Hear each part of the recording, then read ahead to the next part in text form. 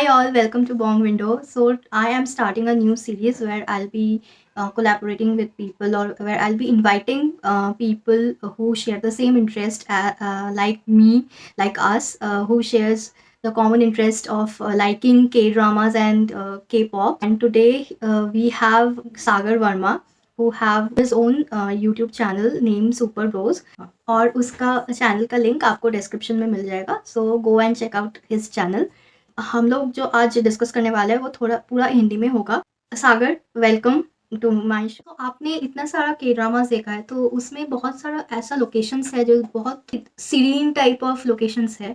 हाँ, और आपको ऐसा कुछ मतलब लगता है कि हाँ, मुझे ये लोकेशन एक बार ट्रैवल करना है, ये लोकेशन जाकर घूमना है, वो कौन से सीरियल का होगा?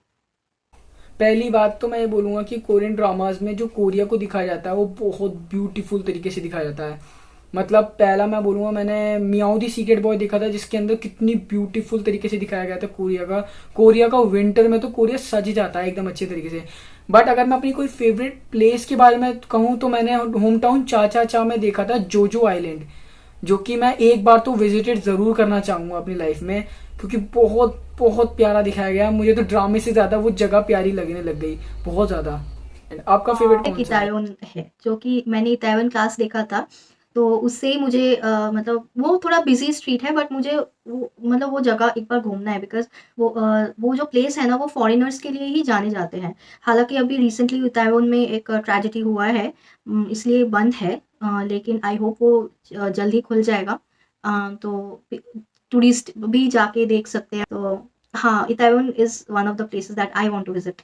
हेलोवीन हाँ, वाले भी हुआ हैलोवीन था ना. वाले ओह सो सैड. ब्लॉगर्स भी थे. आई थिंक 2-3 ब्लॉगर भी मारे गए हैं, अनफॉर्चुनेटली. हाँ, तो मेरा जो नेक्स्ट क्वेश्चन है कि इंडिया में ये के ड्रामा और के pop artist, Korean main in general, ये नॉर्मलाइज होने में ना बहुत टाइम लग गया है. तो आपको लगता है कि ये अभी भी नॉर्मलाइज हुआ है या फिर अभी भी होना बाकी है? मेरे हिसाब से मैं कहूँगा अभी भी होना बाकी है, क्योंकि इंडिया में अभी भी बहुत वही टॉक्सिसिटी बहुत ज्यादा फैली हुई है. मतलब कि मुझे याद नहीं है मेरे सराउंडिंग्स में ऐसा कौन सा बॉय है जो कि के ड्रामास को लाइक करता है या के पॉप्स को. मतलब गर्ल्स की बात करूं तो गर्ल्स में तो ये नॉर्मलाइज हो चुका है, के ड्रामास को या बीटीएस पे क्रश होना, के ड्रामास को एडिक्टेड होके देखना, ये तो नॉर्मलाइज हो गया है. लेकिन जो बॉयज है ना, उनमें अभी ये चीजें रह गई हैं. तो वो जो टॉक्सिक बॉयज हैं, वो जो बाकी लोग इसको करते हैं वो उसको भी करने से रोकते हैं. तो इसमें अभी थोड़ा सा टाइम लगेगा, जब थोड़े मेच्योर हो जाएंगे, जो लुक्स पे ध्यान नहीं दे करके एक्चुअल कंटेंट पे ध्यान देंगे. जैसा कि अभी सब लोगों ने छोड़ करके स्क्विड गेम की ओर छोड़े, ऐसे ही म्यूजिक को छोड़ करके लोग के पॉप की ओर भी जाएंगे जब उन्हें पता पड़ेगा कि के ड्रामास भी इतने कमाल के हैं. वेल, के ड्रामास तो लोग देखते हैं, लेकिन के पॉप के लिए और बीटीएस के लिए अभी भी वही टॉक्सिक पीपल्स हैं अभी. सही. और ये मुझे लगता है कि इसका एक रीज़न है कि जो इंडिया में है, जो एक ब्यूटी या फिर मेकअप जो चीज़ है, वो सिर्फ फेमिनिन के मतलब अगर मेकअप के बारे में अगर आप सोचते हैं, तो ज़्यादातर लोग लड़की के बारे में ही सोचेंगे. ऐसा नहीं है कि लड़के के बारे में, लेकिन मेकअप इज़ नॉट लाइक कोई जेंडर बेस्ड, मतलब जेंडर बाइस्ड है. Makeup is for all. तो वहाँ में ना मतलब कोरिया के या फिर Japan, I think mostly Korea में ही जो लड़के हैं वो भी मेकअप करते हैं, और इसलिए ना उनका उनका जो एक ये मस्त मतलब उनका एक ब्यूटी स्टैंडर्ड्स अलग होते हैं, ठीक है? वो इंडिया से बहुत डिफरेंट है. और इसीलिए ये भी एक रीज़न है जिसके लिए मुझे लगता है कि अभी भी वो एक्सेप्टेड नहीं है, क्योंकि कोरियन में मेकअप करते हैं. लेकिन अभी धीरे-धीरे वो आई थिंक लोग ओपन माइंडेड हो रहे हैं. पूरा नहीं हुआ है, but it has just begun. तो आई होप कि ये नॉर्मलाइज़ हो जाए, सो दैट के-पॉप आर्टिस्ट भी हमारे इंडिया में आके परफ़ॉर्म कर पाएँ. उनको कॉन्फिडेंट मिले कि हाँ, अगर इंडिया में आएगा तो टिकट सोल्ड आउट होगा. वेल, टिकट तो सोल्ड आउट हो ही जाएगा. वेल, पता है कोरियंस जो होते हैं वो सॉफ्ट मस्कुलैरिटी को प्रमोट करते हैं, लेकिन हम इंडियन जो हैं वो हार्ड मस्कुलैरिटी को प्रमोट करते हैं कि मतलब मर्द को दर्द नहीं होता टाइप की. लेकिन अब कुछ हैं, जैसे कि आयुष्मान खुराना होगा, उन्होंने रिसेंट में एक ऐड दिया था, बोला था कि सॉफ्ट मस्कुलैरिटी को प्रमोट किया था कि लड़के भी रो सकते हैं और जरूरी नहीं है कि लुक्स पे ही लोगों का जाना. तो धीरे धीरे करके चेंज आ रहा है कि जो बॉलीवुड है उसने ही हार्ड मस्कुलैरिटी को प्रमोट किया था कि मर्द को दर्द नहीं होता, और मर्द है तो रो नहीं सकता, मर्द पत्थर की तरह मर्द होते हैं. अब वो ही सबको चेंज दिला रहा है कि सॉफ्ट मस्कुलैरिटी को प्रमोट कर रहे हैं. तो हाँ, इसमें भी चेंज आएगा, हमारे समाज में चेंज आएगा हाँ कि सिर्फ सख्त होने से ही मर्द नहीं बनता, हाँ कभी कभी थोड़ा इमोशन दिखाने से भी मर्द हाँ बनते हैं, तो इसलिए।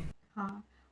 True true. वैसे मुंबई में आई थिंक जनवरी पे जैक्सन वैंग का एक शो होगा मुंबई पे, तो टिकट्स बिक रहे हैं। तो आई होप वो सोल्ड आउट हो जाए, तो बाकी और के पॉप आर्टिस्ट भी कॉन्फिडेंट फील करे इंडिया में परफॉर्म करने के लिए। वैसे तो दिल्ली और मुंबई में मे बी लोला फलोजा के भी वो होने वाले थे कॉन्सर्ट्स, अब क्योंकि जिन तो जा हाँ रहे हैं आर्मी में, तो हाँ और लोला फलोजा जो है उसमें जे हॉप की पार्टीशन है, तो शायद से जे हॉप तो देखने के लिए मिलेंगे, लेकिन बाकी के लोग होंगे या नहीं होंगे, तो इसके लिए तो अभी हाइप ने कुछ बताया नहीं है। अच्छा, बीटीएस आएंगे, आने वाले हैं इंडिया पे? हाँ, लोला फलोजा है ना, उसकी पार्टनरशिप हुई है, उन्होंने खुद अपने यूट्यूब चैनल पे डाला था कि लोला फलोजा इंडिया आ रहे हैं। ओके। जैक्सन वैंग का पता है, लोलापलूजा का जैक्सन वैंग उसी से ही आ रहे हैं जनवरी पे मुंबई पे। वो आ रहे हैं, लेकिन उसमें उनकी पार्टनरशिप है ना, जियो हॉप की तो तो पार्टनरशिप है, अच्छा है, देखते लेकिन हैं क्या बाकी होता है। लोगों का भी अगर कंफर्म नहीं बीटीएस का है। होगा मुझे लगता है कि सोल्ड आउट हो जाएगा, क्योंकि बीटीएस का क्रेज बहुत है। I am not sure about other के पॉप आर्टिस्ट, लेकिन बीटीएस का अगर कोई भी आएगा वो बहुत क्रेज है, तो सोल्ड आउट हो ही जाएगा। मुझे तो लगता है टिकट मिलना भी मुश्किल हो जाएगा, कितने सारे सेलिब्रिटी तो ऐसे हैं जो भी बीटीएस को बहुत ज्यादा पसंद करते हैं, लाइक अरमान मलिक, टाइगर श्रॉफ, इस टाइप के, वो सब लोग भी जरूर देखने जाएंगे। जैसे कि मतलब अभी कोरियन के पॉप आर्टिस्ट अगर आ रहे हैं धीरे धीरे करके, हाँ, जैसे कि जैक्सन वैंग का शो कॉन्सर्ट आ रहा है मुंबई में जनवरी को, जनवरी 2023 में। तो आपको लगता है कि कोरियन ड्रामाज के जो एक्टर है वो अपने सीरीज को या फिर मूवीज को प्रमोट करने इंडिया आएंगे कभी, या फिर एक मतलब अगर मतलब इंडिया में प्रमोट करने के लिए कुछ करेंगे? क्योंकि वो प्रमोशन जब करते हैं वो आई थिंक बहुत सारी जगह जाते हैं, लेकिन इंडिया में नहीं आते हैं। तो आपको लगता है कि इन द न्यू फ्यूचर वैसा हो सकता है? इसके चांसेस तो बहुत ज्यादा है, क्योंकि रिसेंटली अभी इंडिया ने के पॉप और कोरिया से रिलेटेड बहुत ज्यादा मैसिव मैसिव रिस्पॉन्स दिखाया है। जैसे कि आप बात करोगे वर्ल्ड वाइड डायनामाइट की जो स्ट्रीमिंग थी, उसमें इंडिया का बहुत बड़ा कंट्रीब्यूशन था। फिर जो हमारे जो इंडियन एक्टर थे कपिल शर्मा, वो भी बुसान गए हुए थे। उसके बाद क्या कहते हैं, जो के ड्रामाज वो जो स्क्विड गेम देखा गया था, वो भी नेटफ्लिक्स के द्वारा इंडिया में काफी ज्यादा स्ट्रीम हुआ था।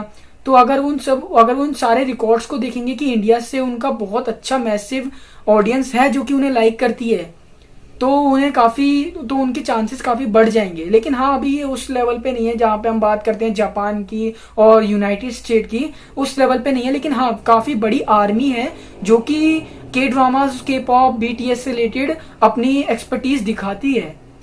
तो इसके काफी चांसेस है कि अभी नहीं तो आने वाले 2 सालों के अंदर बहुत बड़ा चेंज आ जाएगा। आई थिंक होगा, मुझे भी ये इसका पॉसिबिलिटी लगता है, क्योंकि इंडिया एक बहुत बड़ा मार्केट है, ह्यूज मार्केट है। After USA and China India एक बहुत बड़ा मार्केट है, जो साउथ कोरिया कैप्चर करने का कोशिश करेगा फॉर श्योर। तो उसकी वजह से मुझे भी ये पॉसिबिलिटी दिख रहा है। आज के लिए इतना ही। सागर, आपसे बात करके बहुत अच्छा लगा, एंड स्पेशली ये जो हमने जिस टॉपिक्स पे बात किए हैं वो बहुत ही इंट्रीगिंग टॉपिक्स है, जिस पे मतलब मुझे लगता है कि बात करते रहना चाहिए, डिफरेंट लोगों से पर्सपेक्टिव जानते रहना चाहिए, क्योंकि इसी से ही हम लोग जो है जो एक मतलब कोरियन ड्रामाज या फिर कोरियन एक्टर्स के लिए जो टॉक्सिसिटी है वो थोड़ा रिड्यूस होगा। एंड और आपको कैसा लगा आप ज़रूर बताइएगा। करके बिल्कुल, थैंक यू, मुझे भी बहुत ज्यादा अच्छा लगा यहाँ पे आके। मतलब यहाँ पे कुछ ऐसे टॉपिक्स उठाए जो कि मोस्ट ऑफ द यूट्यूबर्स और यूट्यूब पे बात होती ही नहीं है। तो इस तरीके के न्यू कॉन्वर्सेशन स्टार्ट करने से एक मैसिव चेंज तो नहीं, लेकिन हाँ, मैसिव चेंज की शुरुआत हो सकती है। क्योंकि लोगों को ऐसी बातें करना बहुत ज्यादा पसंद है कोरियन ड्रामा से रिलेटेड, जो कि अभी इस चैनल पे आपने स्टार्ट की है। तो मुझे बहुत ज्यादा अच्छा लगा, और मैं के ड्रामा फैन होकर के मैं तो ऐसी बातें इग्नोर बिल्कुल नहीं कर सकता, क्योंकि यहाँ पे मेरे फेवरेट बीटीएस और के ड्रामा की इंडिया में रिलेटेड बात हो रही है। तो ये तो मेरे लिए एक बोनस था।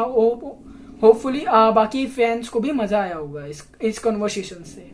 Don't forget to subscribe to my channel Bong Window, and of course Sagar's channel, वो उसका चैनल लिंक आपको डिस्क्रिप्शन में मिल जाएगा।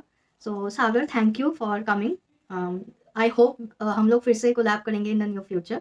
सो thank you, till then take care, bye.